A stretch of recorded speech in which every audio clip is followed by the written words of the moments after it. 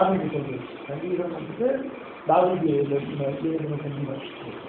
பாடத்தலைவர் தாவீது சொல்லுது. இதோ வருகிறேன், புத்தகத்துறையில் என்னை குறித்து எழுதியிருக்கிறது அப்படிங்கிறார் தாவீது. தாவீது வந்து ஆவியானவர் சொல்ற வார்த்தை. தாவீதின் குமாரன் அப்படின்னு சொல்லி இயேசுவுக்கு ஒரு பேர் உண்டு, சரிங்களா? son of David. He is also called son of David. அதாவது தாவீதுடைய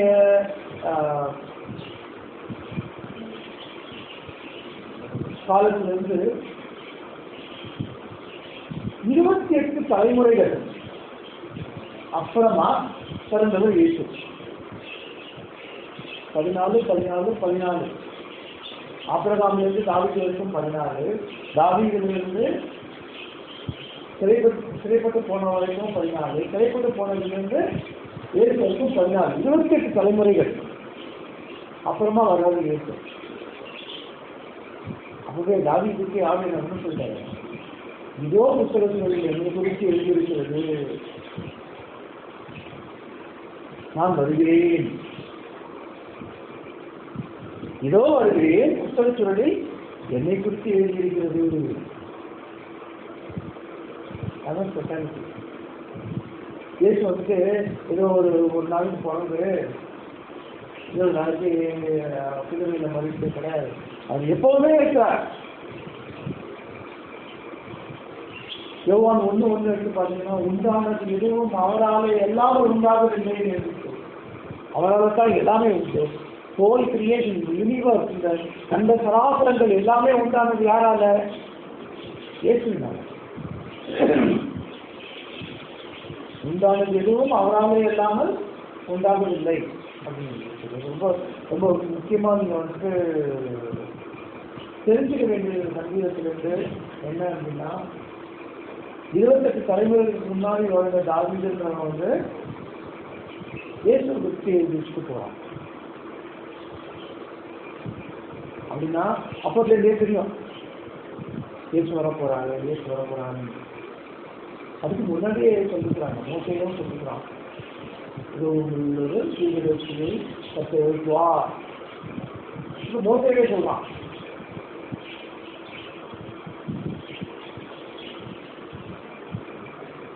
எப்பவும் இருக்கிறவர் நம்ம கர்த்தர், சரியா? ராஜாக்களை தள்ளி ராஜாக்களை ஏற்படுத்தும் சர்வவல்ல தேவன் என்று பாருங்க. பேசுவது நான் இல்லை, கர்த்தருடைய ஆவியானவர் உங்களுக்கு போதிப்பார். யோபு எடுத்துக்கோங்க.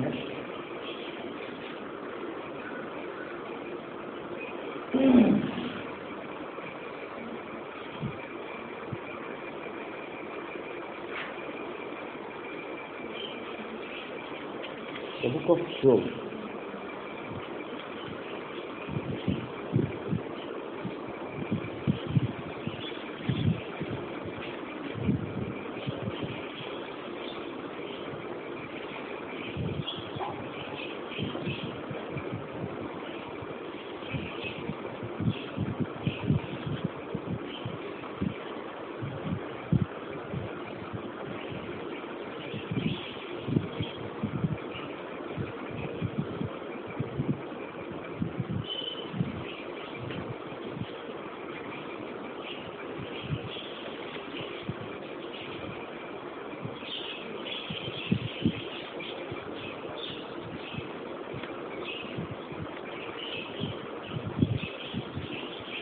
தானியேல்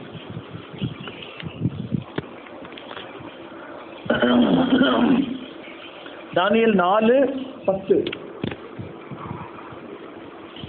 தானியேல் 4:10 ஒரு தானியேல் எழுதிய புத்தகம் 4:10 படிக்க ஆரம்பிங்க. 4:10 தொடர்ந்து படிக்கணும். இது பெரிய கதை.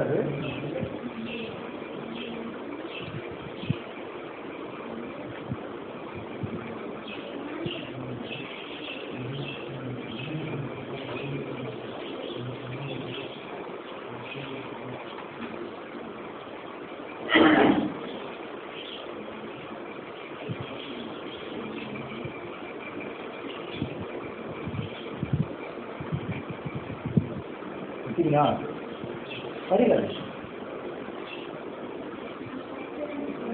நல்லா சத்தமாக எனக்கு காதில் விழல சாயந்தரம் போட்டுது.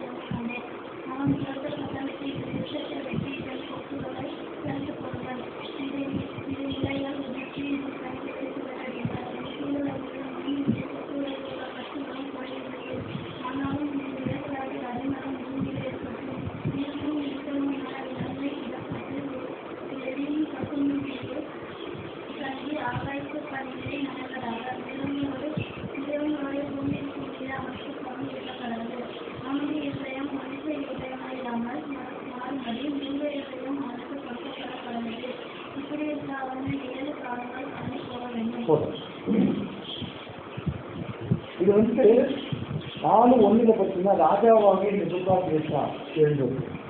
யார் ராஜா பாபிலோனின் ராஜா.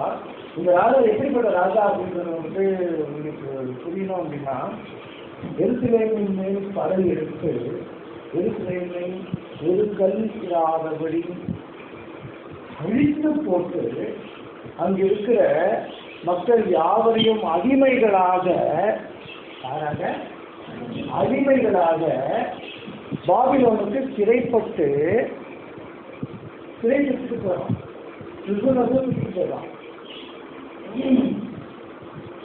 ஆனா எளிமையத்திற்கு மூலமா கர்த்தர் சொல்றார், என் ஊழியக்காரனாக நெபுகாத் நேச்சார் அப்படின்னு சொல்லிட்டு நெபுகாத் நேச்சார் என்னன்னு சொல்றாங்க, கர்த்தர் ஊழியக்காரன் அப்படிங்கிறாங்க. அந்த நெபுகாத் நேச்சாருக்கு வந்த கனவு தான் கொடுத்தான். கனவுல என்ன இருந்துச்சு? நிறைய மரம் இருந்துச்சு, நிறைய கிளைகள் இருந்துச்சு, ஆகாயத்து பட்சிகள்லாம் அதில் வந்துட்டு உட்காந்து ஜாலியாக இருந்துச்சு. இந்த கனவை செயல்பட்ட கனவு வந்துருக்குது. அப்போ வானத்திலிருந்து ஒரு காவல்காரன் மாதிரி ஒரு ஆள் இறங்கிட்டு எல்லாமே வெட்டி போடுங்க, இந்த மரத்தில் இறங்கிட்டு எல்லாமே வெட்டி போடுங்க, கீழே இருக்கிற ஸ்டம்பு மொத்தம் இருக்கட்டும், அடிமரம் மொத்தம் இருக்கட்டும், எல்லாமே வெட்டி போடுங்க அப்படின்றா. அந்த அடிமரத்தை என்ன பண்ணணும்? சங்கிலிகளால் கட்டி வைங்க. படிக்கல சொன்னா புரியுது சொல்றது.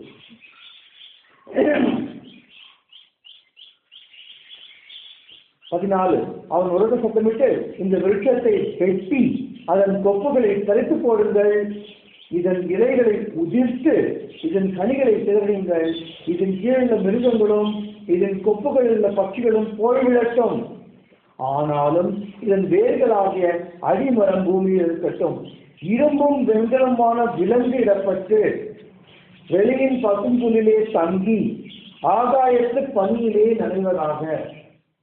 செயின் பண்ணிடுங்க. விலங்குனா இரும்பு வெண்கலமான செயின் போட்டு எங்க இருக்கட்டும்? பனியில், ஆகாயத்து பனியில் நனையட்டும்.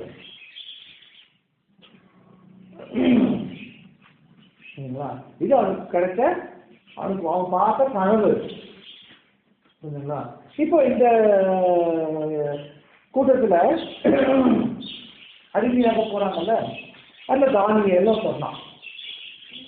அவனுடைய ஞானத்தை பார்த்து அந்த பாபிலோனின் அந்நிய தேவனாகிய பெல்தஷார் அப்படின்ற பெயரை தான் எடுத்து வைக்கிறான். தேவர்களுக்கு ஈடான ஞானத்தை கொண்டவன் அப்படின்னு சொல்லிட்டு அந்நிய தேவனுடைய பெயரை வைக்கிறான். புரியுதா?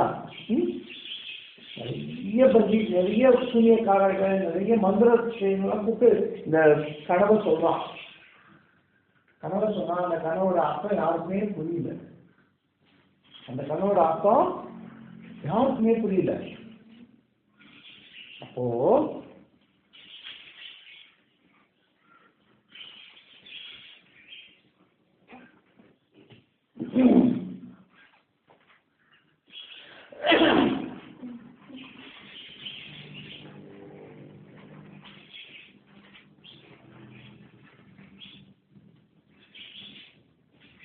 பதினெட்டாம் வசனம் படிங்க.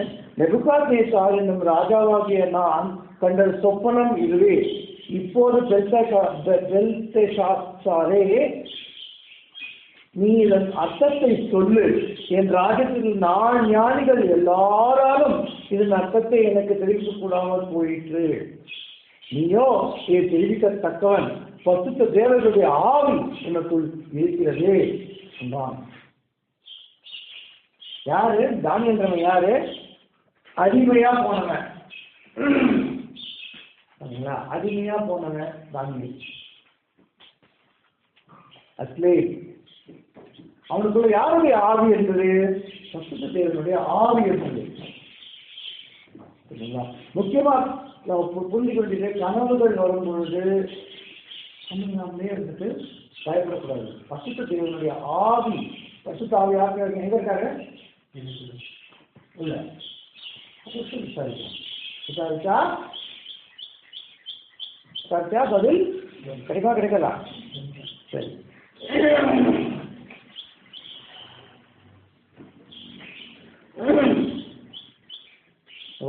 20ஆம் வசனம் படிங்கல்ல. நீர் கண்ட விருட்சம் வளர்ந்து பலத்து தேசத்தின் எல்லை பரிந்தும் காணப்படத்தக்கதாக அதன் உயர வானவ பரிந்தும் ஒரு எட்டினது. அதன் இலைகள் நிறுத்தியும் அதன் கனி மிகுதியுமாயிருந்தது. எல்லா ஜீவனுக்கும் அதில் ஆதாரம் உண்டாயிருந்தது. அதில் கீழே வெளியின் மிருகங்கள் தங்கினது. அது பெரியவரும் பலத்தவருமாக இருக்கிற ராஜாவாகிய நீர்தானே. அதுக்கப்புறமா படிங்க. பார்த்தீங்கன்னா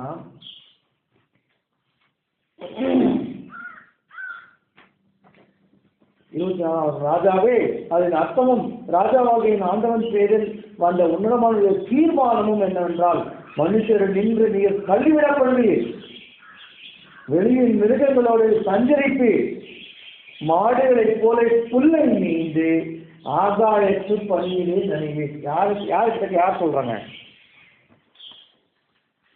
ராஜா கிட்ட அடிமையானவன் போய் விளக்கம் சொல்றான். நீங்க போய் சொல்லுங்க சொல்லுவீங்களா? சொல்லுவீங்களா? சொல்ல முடியாது. ஃபர்ஸ்ட் பேசணும் வாங்கினாலும் வரமாட்டீங்க. நான் எங்க போய் அங்கே போய் சொல்ல போறோம்? சொல்ல முடியாது.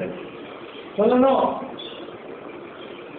பரிசுத்தாவிய சொன்னா சொல்லணும். இதுக்கு முன்னாடி ஒரு நான் ஒரு பார்த்தேன். பிடிச்சி ஒரு அண்ணன் போய் பேசுறது, எத்தியோப்பியா ராஜ்யத்துக்கு அமைச்சர்கிட்ட பேசும்போது இதுக்கு முன்னாடி ஒரு இதில் பார்த்தோமா? ஞாபகம் இருக்காது? ஞாபகம் இல்லை. பரிசுத்தாவியானவர் சொன்னா யார்கிட்ட போய் சொன்னாலும் சொல்லணும். என்ன சொல்றாங்க? மிருகத்தை போல நீங்க ஆயிடுற. யார்? ராஜா. மிருகத்தை போல நீங்க ஆயிடுற. வெயில் புல்ல நீ மெய்கிற, மாடு போல புல்லு சாப்பிடுற,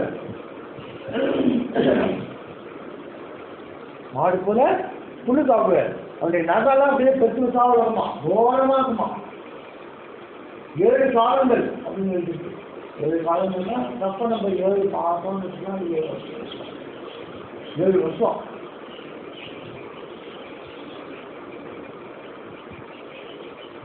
7 காலங்கள். யாரு? ராஜா. எப்படிப்பட்ட ராஜா? தோற்கவே அழிக்க முடியாத இஸ்ரவேல் தேசத்தை தோற்கடிச்சு எருசலேமை தரைமட்டமாக்கி, தோற்கவே முடியாத இஸ்ரவேல் தேசம் ஏன் சொல்றேன்?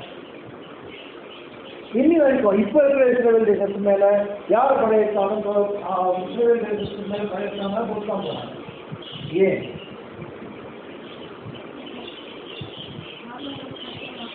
வாக்குதத்தம். அது மட்டும் இல்லை,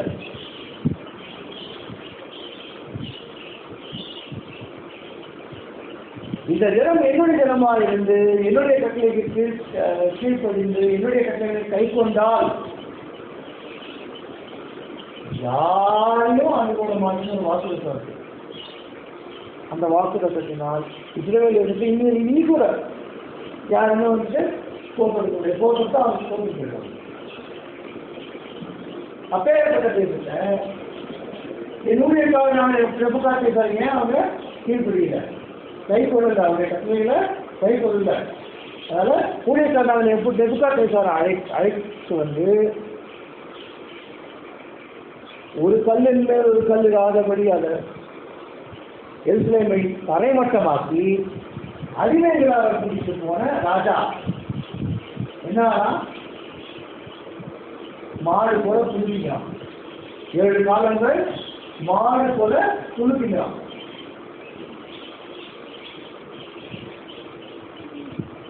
ஏன் துளுப்பிக்கிறான்? ஏன் அந்த மாதிரியான தீர்ப்பு தெரியுமா இருக்காது?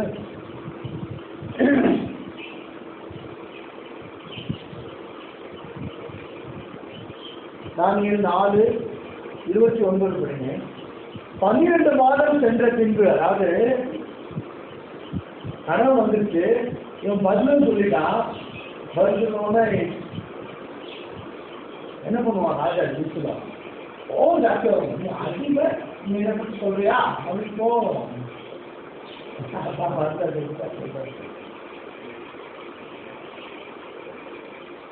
12 மாதம் சென்று 12 மாதம் போயிடுச்சு. ராஜா பாபிலோன் ராஜ்யத்தில் அரண்மனையில் உருவாக்கப்பட்டது. இது என் வல்லமையின் பராக்கிரமத்தினால் என் மகிமை பிரதாபத்துக்கென்று ராஜ்யத்திற்கு அரண்மனையாக நான் கட்டின மகா பாபிலோன் அல்லவா? நான் கட்டினேன். என் மகிமையின் பிரதாபத்திற்காக நான் கட்டிய பாபிலோன்.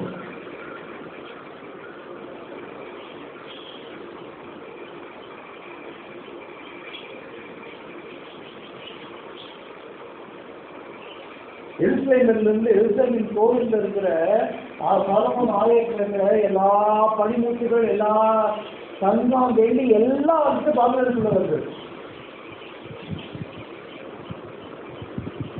எருசலேமை யார் ஒப்பு கொடுத்தா? நெபுகாத்நேச்சர் கையில கர்த்தர் தான் ஒப்பு கொடுத்தார் இல்லையா? இல்லை அவனால பண்ணிருக்க முடியுமா? பண்ணிருக்க முடியாது. ஆனா என்ன சொல்றான்? என் மகிமைக்கென்று, என் மகிமை பிரதாபத்திற்கென்று.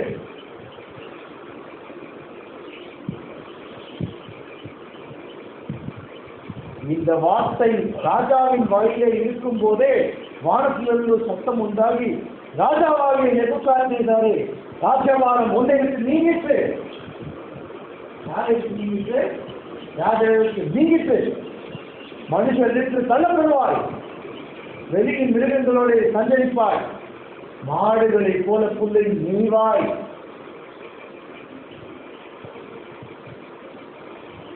நான் அப்படின்னு ஒரு மமதை, அகங்காரம்.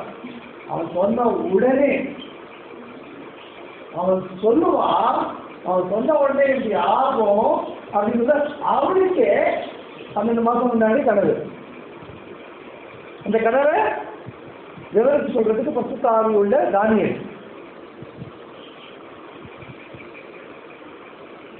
எப்பேற்பட்ட தேவன் நம் தேவன் சொல்லுங்க.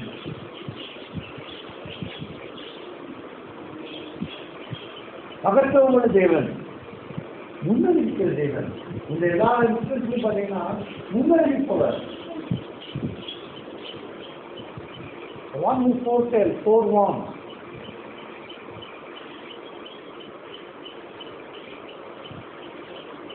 சரி, இதுல ஒரு ரிலேட்டட் வசனம் ஒன்று இருக்கு.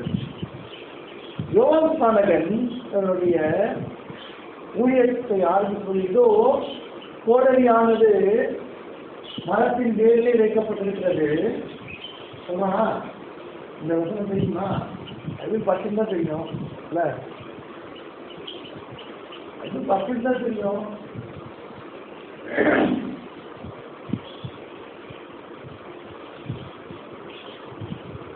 மத்தேயு 3:10.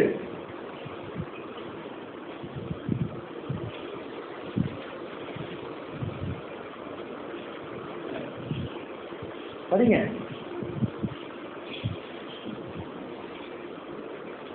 யார் எடுத்து முடிச்சு படிக்கிறீங்களோ அவங்களுக்கு ரொம்ப அழகா விளக்கும். படிக்கணும், சத்தமா படிக்கணும், ஏதாவது கேட்கும்படி படிக்கணும்.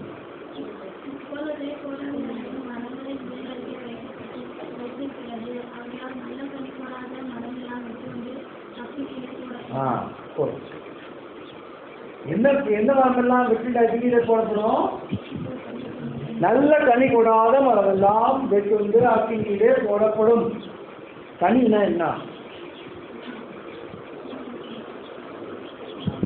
எனக்கு காது கொஞ்சம் வீக்குப்பா, இந்த காது கேட்காது. ஆவியின் கனினா என்ன?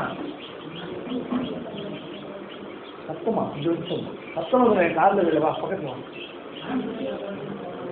அன்பு, சந்தோஷம், சமாதானம், அப்புறம் நீடிய பொறுமை, தயவு, நற்குணம், சாந்தம், இச்சையடக்கம், விசுவாசம். அவ்வளோதானா? எவ்வளோ 9 சரி.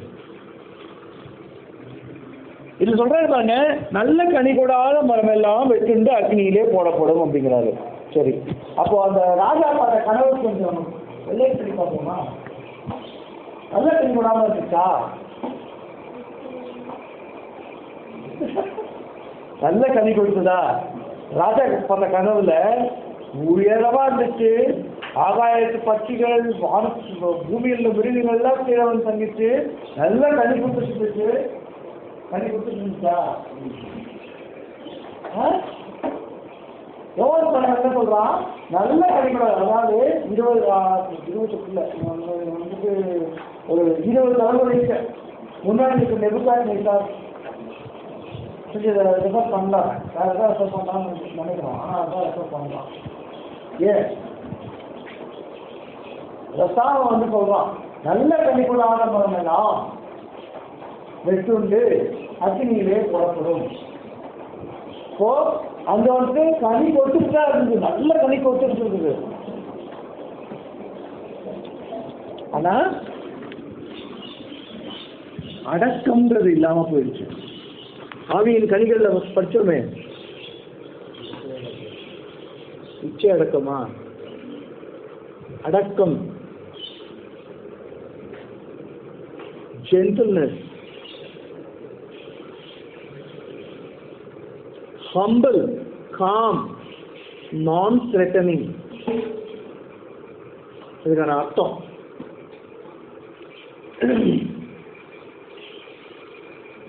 செல்ஃப் கண்ட்ரோல்,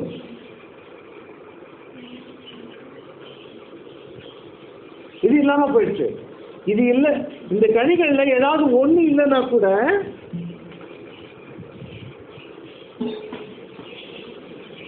போயிடுச்சு. ஒண்ணுதான் இல்லை அவனுக்கு, இல்லையா? மமதை தான் வந்துருச்சு, செல்ஃப் கண்ட்ரோல் தான் இல்லாம போயிடுச்சு அவனுக்கு. ஜென்டில்னஸ், செல்ஃப் கண்ட்ரோல் இல்லாம போயிடுச்சு. நான் செஞ்சேன் அப்படின்னு வந்துருச்சு.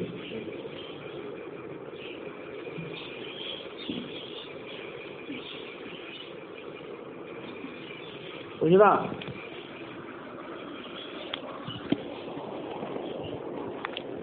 ஃப்ரெண்ட்ஸ் ரொம்ப எதிர்பார்த்துட்டு இருக்கிறான் ஒரு வருஷம். லூக்கா 8:43 எதிர்பார்த்துட்டு இருக்காங்க. லூக்கா சொல்லவே இல்லையே அப்படின்னு. Luke, Gospel according to Luke 8. Right, you know this. Read it from the Bible. Luke, Gospel according to Luke 8.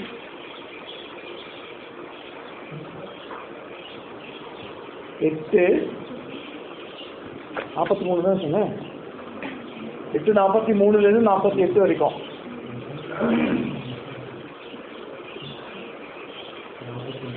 இங்கிலீஷ்ல படிங்க, நல்லா உறக்க படிங்க.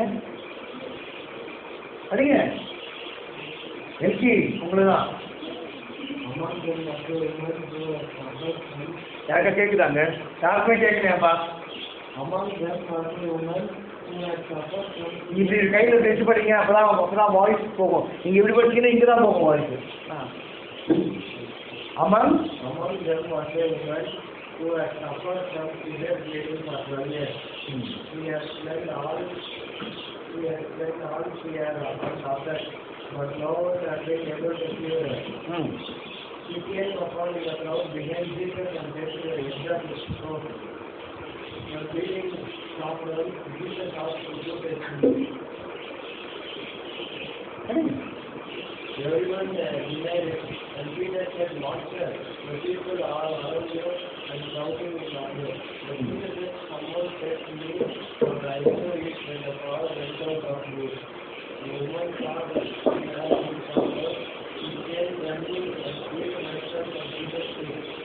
There she had been sick, and now she had reached Jesus. And Jesus said to her, "My daughter, your faith has made you well healed." Tamil அப்படியே படிக்குமா? யாராவது நல்ல சத்தமாக படிங்க.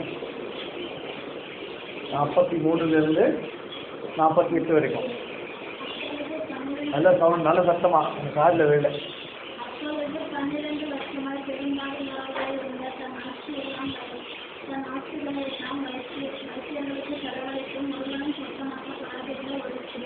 அவருக்கு பின்னாக அவருடைய வஸ்திரத்தின் ஓரத்தை தொட்டார். உடனே அவருடைய பெரும்பாலும் நிகழ்ச்சி. அப்பொழுது இயேசு என்னை தொட்டது யார் என்று கேட்டார். உங்களுக்கு சொன்னபோது பேரும் அவனோட கூட இருந்தவர்களும், ஐயரே, திரளான ஜனங்கள் உன்னை சூழ்ந்து நிறுத்திக் கொண்டிருக்கிறார்கள், என்னை தொட்டது யார் என்று எதிரும் கேட்கிறேன் என்றார்கள். அதற்கு இயேசு, எங்கிலிருந்து வல்லமை புறப்பட்டதை அறிந்திருக்கிறேன், அதனால் ஒருவர் என்னை தொட்டவில்லை என்றார். அப்பொழுது அந்த ஸ்திரீ தான் மறைந்திருக்கவில்லை என்று கண்டு நடுங்கினது. அவன் முன்பாக விட்டு தான் அவரை தொட்ட காரணத்தையும் உடனே தான் சொத்தமாற்றி எல்லா ஜனங்களுக்கும் முன்பாக அவருக்கு அறிவித்தார். அவரை பார்த்து, மகளே, திறன் போய் விசுவாசம் நிறைவேற்றதை சம்மதம் வருகிறார். இதுல பாருங்க, இந்த ஒரு இன்சிடென்ட்ல என்ன ஆகுதுன்றது ரொம்ப கவனமா நம்ம பார்க்கணும். சரிங்களா? இந்த இன்சிடென்ட் வந்துட்டு கிட்டத்தட்ட 3 காஸ்பல்லையும் இருக்குது எனக்கு தெரிஞ்சு. ஒரு காஸ்பல்ல வந்துட்டு ஒரு சுவிசேஷன்ல என்ன சொல்லப்பட்டிருக்குன்னா, அவருடைய வஸ்திரத்தின் ஓரத்தை நான் தொட்டால் சீராவேன் என்று மனதிற்குள் சொல்லிக்கொண்டு, தொட்டால் சுத்தமாவேன் என்று அவர் மனதிற்குள் சொல்லிக்கொண்டு அப்படின்னு சொல்லுது. இதுல பாருங்க, நம்மளுக்குலாம் வந்துட்டு உடம்பு சரியில்லை அப்படின்னா என்ன பண்றோம்? உடனே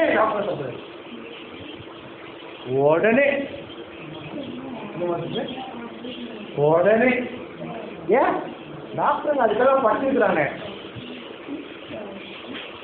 அவளும் என்ன பண்ணிருக்கிறா? உடனே போயிருக்கிறா. தன்னுடைய ஆஸ்தி எல்லாம் செலவழிச்சிருக்கிறான். 1 ரூபா 2 ரூபாய் இல்ல, தன்னுடைய சொத்து ஃபுல்லா செலவழிச்சிருக்கா.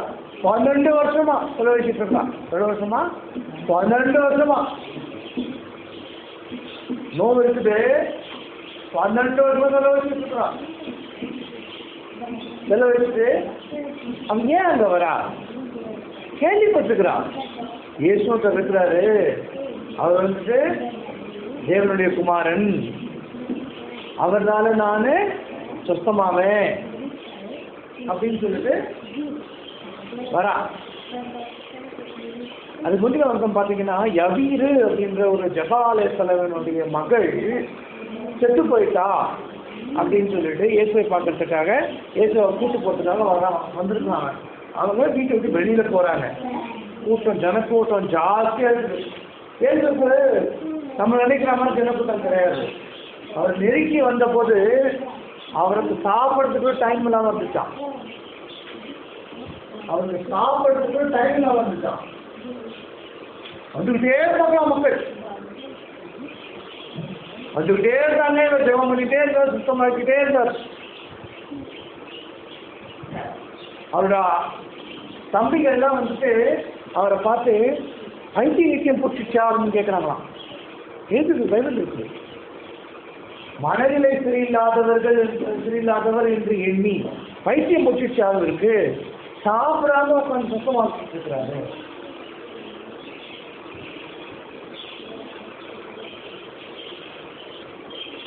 அவர் வீடு விட்டு வெளில போறாரு, யவீரோடைய பொண்ணை குணமாக்கிறதுக்காக வெளில போறாரு. ஜனங்கள் இந்த பொண்ணு என்ன பண்றா, அந்த பொம்பளை மனதிற்குள் இவருடைய வஸ்திரத்தின் ஓரத்தை ஆகிலும் தொட்டால் நான் சுத்தமாவே என்று சொல்லிக்கொண்டு போய் தொடரா. என்ன சொல்றது யாரு அப்படிங்கிறார். தொட்ட ஒண்ணு திரும்பி எனக்கு யார் சொல்றா, யார் சொல்றாங்க?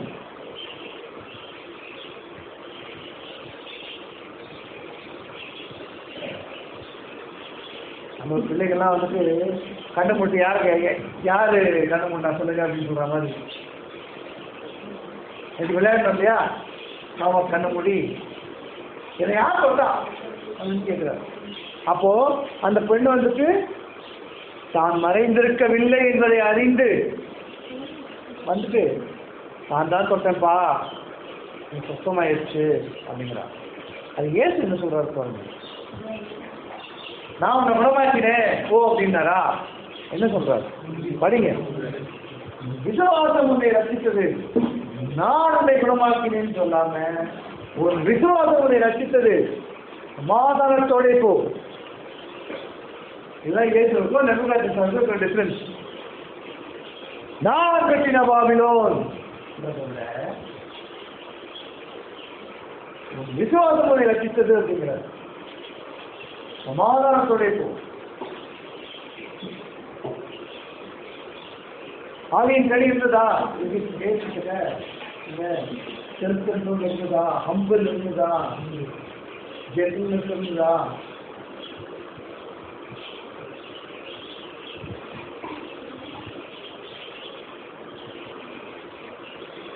இந்த இயேசுக்கு கற்றுக்க வேண்டிய விஷயங்கள் நிறைய உண்டு. இனி நம்ம கற்றுக்கிட்டு ஒண்ணு என்னது, தாழ்மை. தன்னைத்தான் தாழ்த்துகிறவன் எவ்வளவு உயர்த்தப்படுவான். இது சத்தியம். கர்த்தருக்கு முன்பாக தாழ்மையா இருக்கணும். நம்ம அதை நம்ம எல்லாரும் கத்துக்கணும்.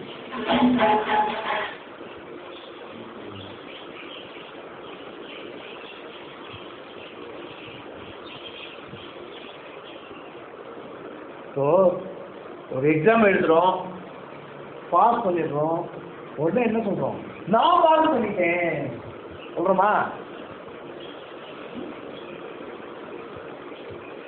எங்காவது ஒரு நாளைக்கு நான் விசுவாசித்தேன் அதனால பாஸ் பண்ணேன்னு சொல்றோமா?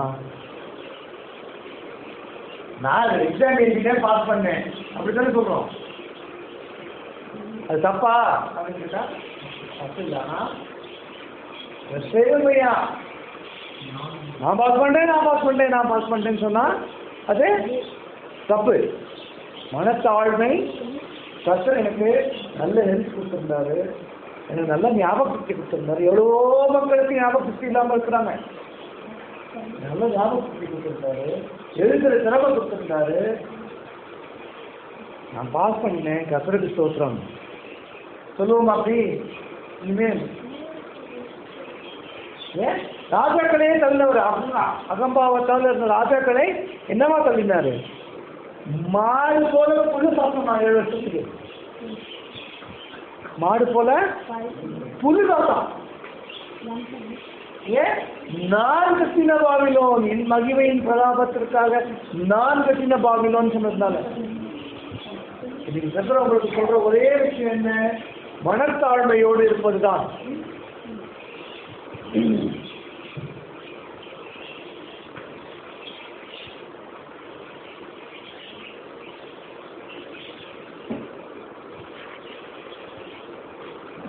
எல்லாரும் கேளுங்க, இன்னைக்கு பக்கத்து மண்படிக்கூடிய மனத்தாழ்மையை கொடுங்கப்பா. எந்த ஒரு நேரத்திலும் எனக்குள்ள அகம்பாவம் வந்துடக்கூடாது, எனக்குள்ள மேட்டிமை வந்துடக்கூடாது. எனக்கு மனத்தாழ்மையை கொடுங்கப்பான்னு கேட்கலாமா? எல்லாருமே கேட்கலாமா? நம்ம எல்லாருக்கும் மனத்தாழ்மை வேணும். கேட்கலாமா?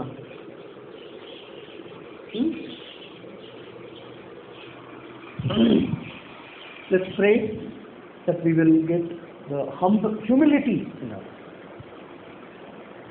Humbleness, humility. நல்லவரே, உம்முடைய வார்த்தையின் கூடாக எங்களை கடந்து போக வைத்தீரே. நன்றி தகப்பனே. நீரே பேசினீர், நீரே வழி நடத்தினீர், நீரே எல்லாவற்றையும் போதித்தீர். நன்றி ராஜா, நன்றி ராஜா. நாங்கள் மனத்தாழ்மையோடு இருக்கும்படியாக நீர் எங்களுக்கு உதவி செய்யும் கர்த்தாவே. கர்த்தாவே, உம்முடைய பிள்ளைகளாக மனத்தாழ்மையோடு உம்முடைய செயல்களை செய்யும்படியாக, உம்முடைய சித்தத்தை இந்த பூமியில் நாங்கள் மனத்தாழ்மையோடு செய்யும்படியாக நீர் எங்களுக்கு ரட்சி சொல்லும். நீர் எங்களுக்கு கொடும் இந்த மனத்தாழ்மையை கொடும், மனத்தாழ்மையின் ஆவியின் கனியை எங்களுக்கு கொடும் கர்த்தாவே. கர்த்தாவே, நாங்கள் எந்த காலத்திலும் எந்த நேரத்திலும் மனமேற்றுமை அடையாதபடிக்கு, நான் எழுதினேன், நான் செய்தேன், நான் படைத்தேன் என்று சொல்லாதபடிக்கு அப்பா கர்த்தாவே, நீர் செய்தீர் உமக்கு மகிமை, நீர் செய்தீர் உமக்கு மகிமை, நீர் எழுதினீர் உமக்கு மகிமை, நீர் எங்களை செய்தீரோ அதற்காக உமக்கு நன்றி என்று நாங்கள் ஒவ்வொரு காலத்திலும் சொல்லும்படிக்கு இதோ நீர் எங்களை பாடம் செய்யும் அப்பா. நீர் செய்யும், நீர் செய்யும். உம்முடைய கருத்தில் நாங்கள் ஒப்புக் கொடுக்கிறோம். உம்முடைய கருத்தில் எல்லா காரியங்களையும் நாங்கள் ஒப்புக் கொடுக்கிறோம். உங்களுடைய மனத்தாழ்மையை நீர் நோக்கி பாரும் அப்பா. எங்களுக்குள் இருக்கிற மனமேட்டிமை எதுவாக இருந்தாலும் இயேசு கிறிஸ்துவின் நாமத்தினாலே இதோ நாங்கள் வெளியேற்றுகிறோம். மனமேட்டிமையே எங்களை விட்டு வெளியே போ. மனத்தாழ்மை எங்களுக்குள் குடிகொண்டிருப்பதாக. கர்த்தாவே, உம்முடைய பிள்ளைகளை நீர் ஆசீர்வதிக்கவில்லை என்றால் வேறு யார் ஆசீர்வதிப்பார்? நீரே ஆசீர்வதிப்பவர். மனத்தாழ்மையோடு நாங்கள் கேட்கிறோம். இயேசு கிறிஸ்துவின் மூலம் ஜெபிக்கிறோம் ஜீவனுள்ள நல்ல பிதாவே. ஆமென். என் ஆத்துமாவே கர்த்தரை ஸ்தோத்திரி, என் முழு உள்ளமையா நாமத்தை ஸ்தோத்திரி. என் ஆத்துமாவே கர்த்தரை ஸ்தோத்திரி, கர்த்தர் செய்த சகல உபகாரங்களையும் மறவாதே. ஆமென்.